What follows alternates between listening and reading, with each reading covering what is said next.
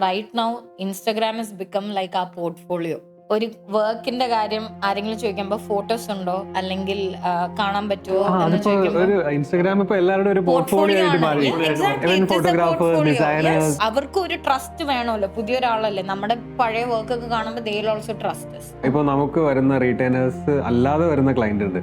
ഇപ്പം അവരെല്ലാം നമ്മൾ എൻക്വയറി എടുക്കുന്നത് ഒരു ഷൂട്ട് ഉണ്ട്, നമുക്ക് ചെയ്യണം, ഇൻസ്റ്റാഗ്രാമിൽ പോസ്റ്റ് ചെയ്യണം, പുതിയൊരു സാധനം വന്നിട്ടുണ്ട്, ഇതാണ്. പിന്നെ ഇവർ വരുന്ന വേറെ ഏതെങ്കിലും ഒരു 6 മാസം 1 വർഷം കഴിഞ്ഞിട്ടായിരിക്കും അടുത്ത് വരിക. Like if you are trying to grow, നിങ്ങളുടെ ഇൻസ്റ്റാഗ്രാം പേജ് ഗ്രോ ചെയ്യണമെങ്കിൽ ഒരു ഷൂട്ട് കൊണ്ട് കാര്യം നടക്കത്തില്ല. കൺസിസ്റ്റന്റ് ആയിട്ട് യു ഷുഡ് ഷൂട്ട്, കൺസിസ്റ്റന്റ് ആയിട്ട് യു ഷുഡ്.